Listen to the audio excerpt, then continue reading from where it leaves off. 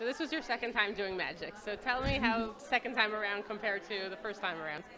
Well, second time around, I have to say was a lot more fun because first time around, my biggest problem was that I hadn't taken chemistry yet.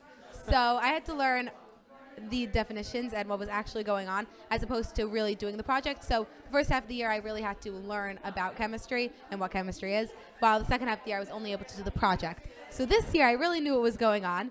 So we were able to start much earlier. And also this year, we had access to a lot more materials because Dr. Levine got us a grant. So we had a lot more fun.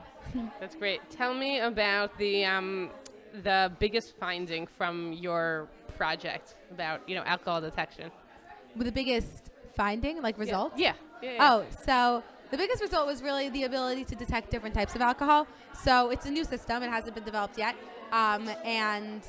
So it was very interesting because I've been reading online. Nothing has been developed like this so far. So it was a new development. It was very cool. And furthermore, even more exciting, I have to say, is that I did this all in my garage. So it was not the best location to do a chemistry project. But Dr. Levine's doing this with her graduate students in a lab, and they're going to publish it soon. I'm really excited to get to read it all.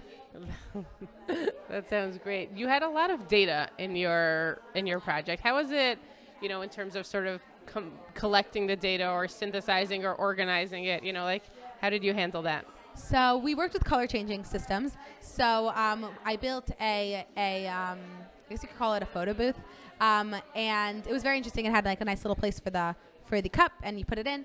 And I would take pictures with my phone on the same filter every time. And then I was able to I had to crop it to suit the exact location of each one. So I did like, let's say A1, B2 or something on every cropping on the device. And then I was able to upload it to a color detection system that was specifically for projects like these. So to find red, green, blue, huge saturation luminescence values. And how'd you keep everything organized? Google Docs. Google Sheets, I would say. Tell me a little bit about your recent award that you got.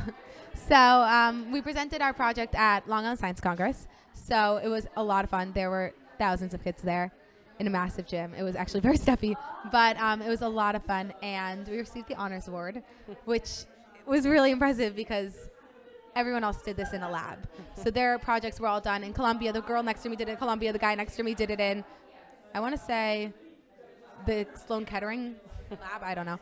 But so doing it in the garage, it was very impressive. I'm very excited about this. So tell me about something that kind of was frustrating along the way, and that how do you sort of handle it or overcome it or something like that? Oh, close to my heart. So really frustrating. Not all alcohols, I guess you could say, dissolve with water. So you would think that alcohols should all dissolve in water. Dissolve, I'm saying quote unquote. But they don't, which I found out because you have to heat it up. But I don't have a Bunsen burner. So I had a lot of alcohols that I wasn't able to use because I didn't have a way to heat them up without lighting them on fire and exploding my house. So that was very, very frustrating to find. We had to find the alcohols that actually would mix with the water, and then also we had to find them that would mix with the dyes because we don't have a nice reference table to tell us that.